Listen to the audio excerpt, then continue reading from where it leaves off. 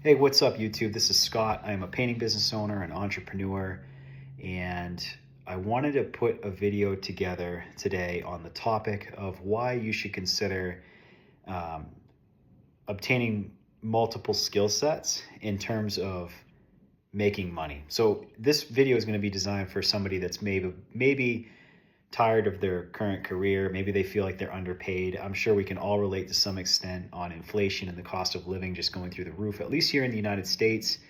I'm in the PNW, Pacific Northwest. Grew up on the East Coast. Um, for a majority of my life, I'm 36 years old. I, just like most people, went the traditional route of going to college, getting certifications, working for corporate America. I've worked for big companies, I've worked for small companies. And along that journey, I've always done painting. So I was lucky enough to work for my wife's uncle's painting business. It was hard work. I was underpaid at that time, but at that time, I also looked at that as an opportunity to learn a skill set, knowing that starting a painting business has lower startup costs than other trades, right? If you're doing remodels, or if you're doing HVAC or carpentry, you have to lug around a lot of wood, a lot of materials, a lot of tools. You're probably going to need a car, a big truck, and you're going to need a big trailer, like a dump trailer. Those things cost a lot of money. When it comes to painting, you can basically start out of a Subaru, right? I started out of a Subaru Impreza. I'm pretty sure for me to get started, it costs less than $1,000. A lot of times, after depending on the state that you're in, it's just the startup capital is very low in terms of if you need licensing. If you're bidding your first job, let's say it's a touch-up job, just painting trim, you don't even need a sprayer, right? You can brush and roll a room inside or do one side of the house. Maybe the homeowners don't want to get up on the ladder. And that's the reason that I saw painting as an opportunity to become an entrepreneur. Now, this video is not about painting, and the reason I'm putting it together is more along the lines of why you shouldn't run a painting business, or if you're going to run one, exploring other opportunities for cash flow. So if your goal is to get rich, or if it's to make money, and I by no means am rich, but every year I make more money, right? When it comes to my painting business, you become more efficient. You learn how to get through jobs quicker.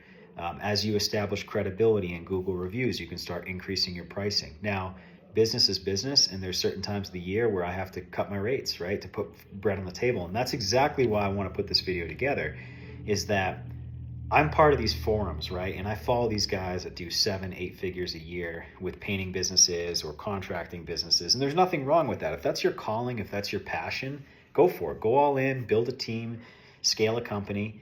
But I guess at the end of the day, if we're looking at this from risk to reward ratio, when you're building a company that has, and you want to make a lot of money, you generally need a team. But the challenge in doing that is that you're going to be reliant off people. You have to build a culture. You're going to have a lot of overhead. If you've got employees, you're going to have workers' compensation. So, and then even when you have everything established and you think things are going right, you're still going to be putting out fires, right? You're going to be having people that don't pay you on time. You're going to have cash flow problems, and you still need to pay your guys. As a business owner, you're always the last person to get paid. And that's why there's so many people that get into painting or contracting, and they're, as we call, chucks in a truck, right? They basically they take enough jobs maybe to make 75 to 100 grand a year doing everything on their own, which is usually better than what you're going to make making working for somebody else, unless you've worked for a company for 10 or 20 or 30 years, or you're out of college with a high paid skill that you can utilize and immediately make 6-digit figures. Like if you're a floor trader for Chicago Board of Options Exchange, if you get your Series 7, you get into finance. If you're a wealth manager, yeah, you can make like two, 400, 600, $800,000, or even a couple mil a year, right? But with anything, a lot of times you don't just jump into something making that kind of money. I would say the only caveat to that would be if you went, to be a doctor or a surgeon or an anesthesiologist, you have to do a lot of schooling, right? And then when you come out of that, you've got a lot of costs, but you're immediately making a couple hundred grand a year, right? So that's the exception. Or if you're working for Wall Street, you can make really good money as a floor trader once you get into a groove. But with most careers or most entrepreneurs, right, you have startup capital, you learn a lot of hard lessons. And these are lessons that they're not going to teach you in a high school environment or a college environment. I went to school for business, right? I got my bachelor's of science in business. It didn't teach me anything that I learned for the hard lessons when it comes to writing contracts or how to deal and negotiate with people that don't want to pay you on time, right? Or people that want to push you around, where you put them on the schedule and then because they don't want to meet up with you one week, they try to push it out another week. Now, this is a strategy, right, on how you deal with these people. You can play hardball and say, this is the contract, I'm going to move you to the back of the line. Or you can work with them, right? And by working with them, maybe it gets you a 5-star review. So there's a lot of elements of business that are an art, but also a science. And I'm getting off track, but the reason that I want to put this video together is I am no longer running my business 12 months a year. I've lived here in the Pacific Northwest and I've started my business when I got laid off in COVID. And every winter, it's the same story of me just throwing money at ads like every other painter. And I generally don't have to compete on price because the call volume picks up exterior season. But every winter, it's always, you show up to the job and I feel like a beggar, right? Like they make you feel less than because it's like, oh, we had 7 painters reach out to us and we're collecting bids. What do you think they're going to do? They're going to go with the cheapest painter, right? Excuse me. Apologize, some allergies there. But generally it comes down to price. And you got these marketers in these forums that are like, oh, it's not just about price. You need to build value. Okay, man. Yes, you can build value, right? What are you going to do? Offer a 75-year labor warranty and file for bankruptcy when people call for that to be done? I mean, there's only so many years you can warranty your work as a painter. There's only so many grades of paint you can offer, right? There's little extra things like if you're a big company, maybe you're going to be like, hey, we're going to have a cleaning company come in and clean after us, or we're going to have somebody clean your windows. But that's an added expense. And how many people actually see the value of that? Because there's been times where I've increased my warranty and it didn't even make a difference when it came to conversions, right? So I'm paying more in ads in the winter from November or mid-October up to March. My conversion rate is very low. And the jobs that I do win, on top of getting a fourth of the call volume and the work that I normally get in exterior season, it's bottom of the barrel pricing. So I've had this revelation, and every year I'm like, I'm going to be more intentional. I'm going to try to like market harder. And I've just come to the realization that I live in a rich man's state, in a rich woman's state. There's a lot of people here with family inheritances. They inherited a bunch of properties, or they make really good money and they live in Seattle or California and they come here, right? And there's nothing against those people because I work for awesome people that came here from California, some good salt of the earth people. So they're not all like this. And I've worked for people that are like that maybe are like trust fund babies or anything like that, but they're good people and they're nice and they're respectful. I've worked for people with, that aren't as wealthy as that to hire me for painting, and they can sometimes be even worse to deal with. So, I'm not trying to like down anybody or stereotype anybody, but what I'm saying is that it costs a lot of money to live in the area that I'm in almost any area in the United States. But the West Coast has always been predominantly more expensive unless you're living coastal somewhere else, like in New England, right? If you live out in Portland, Maine, or Boston or Connecticut, New York, there's expensive places. I never understood why, because the winters are super brutal there, and the job opportunities are not that great unless you're living in the city. So again, I love Maine. It's my hometown that my home state that I grew up in, but that's the downside. Brutal winters, still expensive housing, limited jobs. It was even harder for me to run my painting business there because the exterior season is very short. So if there's anything you can take away from this video of me incoherently rambling for almost 10 minutes now, it's that here's my goal, and here's my revelation that I've had is that, okay, Scott, if you know that there's opportunity in painting, right? You're making 6 digits a year, you're comfortable at least for half the year, 6 months a year during the exterior season, it still is a seasonal business, right? So how am I can't make enough money as a family man to just work my ass off for half the year and then burn through all my savings for winter with no work. So I need to either find a consistent source of income, which means a second job during the off season. And the downside with that is using my degree, people want me to be a little wage cuck slave, right? So they're like, oh yeah, we'll hire you to use your business degree doing procurement or finance or a supervisor or whatever, man, sales, quality, anything that I used to do in the past with my experience, they want you to be the little worker slave that makes them profit for 12 months a year. And I'm not playing that game, man. I'm 36. I've been out of that. I'm not going to go back working for somebody for pennies on the dollar and have to like ask for permission to take a day off with my family and then, be in fear of getting cut loose because, I want to take a vacation day or enjoy myself with my family. So yes, running a business is hard. There's ups and downs. You got to wear all the hats until you get to a point where you can hire other people. And that's why I'm like, you know what? I'm going to run this as a lifestyle business. I'm going to paint 6 months a year, and I need to either find a second job that's going to be low paying or start a second business, a second online business. And that is why I had this revelation of, okay, it doesn't matter if it's affiliate marketing, if it's content, if it's a website, like a blog, where you're selling some type of product and you're funneling people in. What I like about that model is that although I don't really know what I'm doing yet, I do have some affiliate links for Moonshot, which is a crypto trading app, and I trade meme coins on it. That's been something I've been into lately. Obviously, they're very, very volatile. If you look in my bio, I have a link for that. So if you do a qualified deposit, whatever their minimum amount is, it's somewhere between probably like 20 to $100. I think when I did it, it was like $20 was the minimum deposit. And then by doing that, the affiliate link that I clicked from somebody else that was advertising that, they get a little bit of a kickback as a referral link. So it helps me out, obviously. Otherwise, I wouldn't be putting it as a link on my site or on my channel. But it also helps you. They claim you get up to $100 in free meme coins. It's probably realistically closer to like $1 to $10. So the probabilities on getting up to $100 is lower, but at the end of the day, it's free money, right? So am I going to get rich off affiliate links? Probably not, right? There are people where they become super successful with this and they create this pyramid scheme, and then they get content out there in channels where they get them to send their referral links, and that's how you're going to get rich off affiliate marketing. But what I'm saying is not getting rich, but if you're looking for a second source of income, you look at these people that become wealthy or successful, most of them don't have all their eggs in one basket, right? The people that tell you to follow your passion have already gotten rich in most cases. So am I a passionate painter? No, I just know what I'm doing. I do good work. And I'm going to make the most amount of money in an hour painting than I would working, using my degree or going back to work for somebody. So why would I do that unless I had to, right? And that's, but having one source of income is a very risky bet.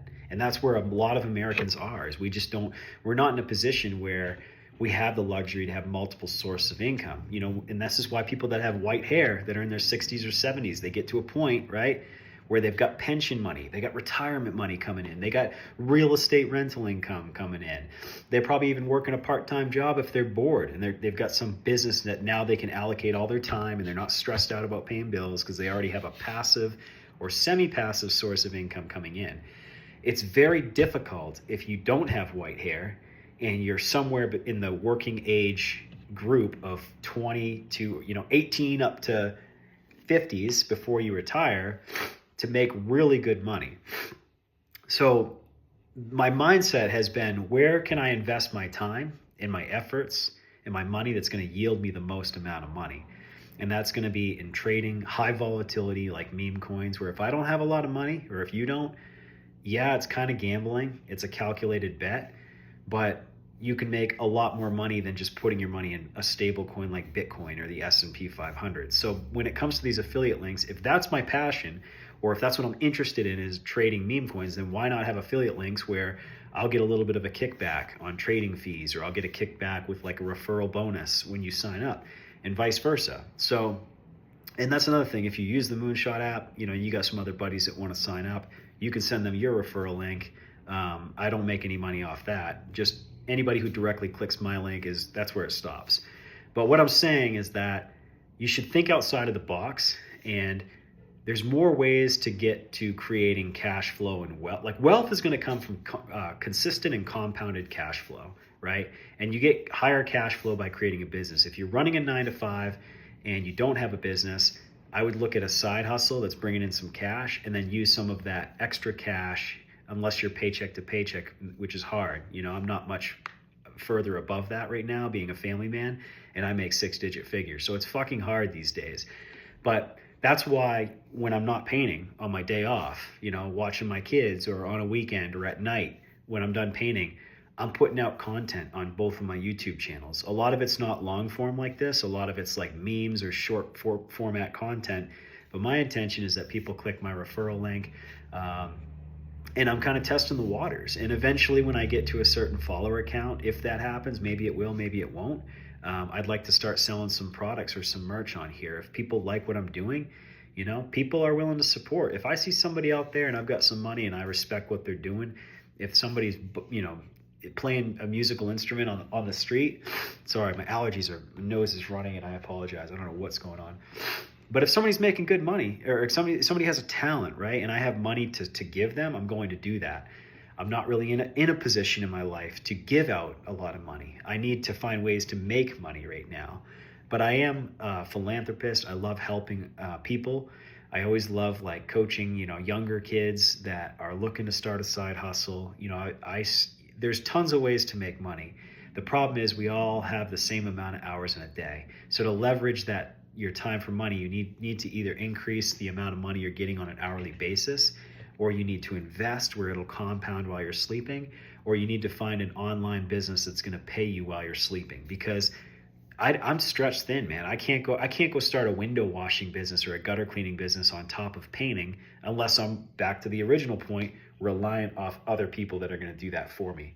And now your success is directly tied to higher overhead, higher risk, and another person that may only last a week and say, fuck this, I'm not doing this shit. This is too hard. I'm going to go work at Coca-Cola where they're going to give me a better benefits package and I press a button all day, or I'm at my computer in Excel, right? So it's hard as a small company to compete with that. So whether you're a contractor, whether you're a painting business owner, maybe you're successful and you're happy and you're comfortable, you do you.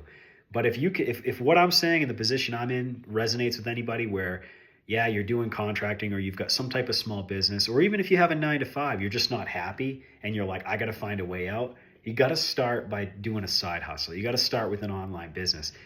My current wife, and other people have always told me, like, just go get another job, because what they're thinking is, okay, it's immediate. Oh, I'll just go get a second job. I just need cash. It's guaranteed, consistent cash. Okay, that's true.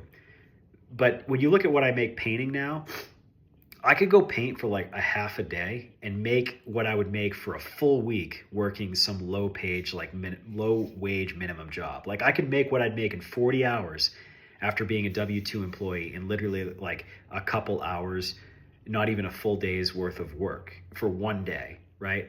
So that means that I don't really need to sell that much to be the equivalent of just having a second job. Now, my bills are high and I need to make more money, so I do work my ass off. And that's why I'm trying to get a second source of income. So it's all relative to your situation. But if you're not happy with your 9-to-5, and if you're running a contractor business, you should ask yourself, everyone's going to tell you to scale up, build a culture, build an 8-figure business. Dude, there's been plenty of 8-figure businesses that filed Chapter 11 bankruptcy back in 2008.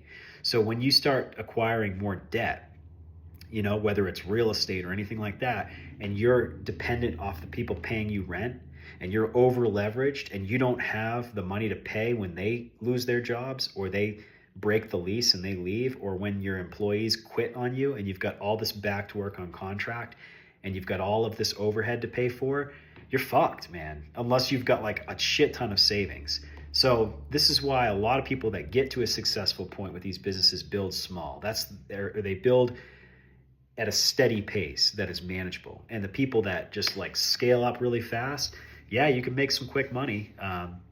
You could do that for a couple years and close your doors and pocket all your money and say, all right, now I'm on to the next thing. It's a risky bet, right?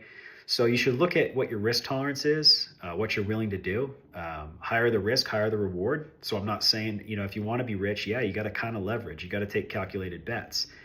But what I'm saying is if you're a service businessman, or if you're in contracting, or there's any type of seasonality to your business, or you're just really underpaid with your current job, finding a second job may be a necessity now, but just use it as a stepping stone to get you to a point where you can start a business. And that business, you can start a business and it's not your passion, but it's a stepping stone, right? So like painting is not my passion, but I'm good at it.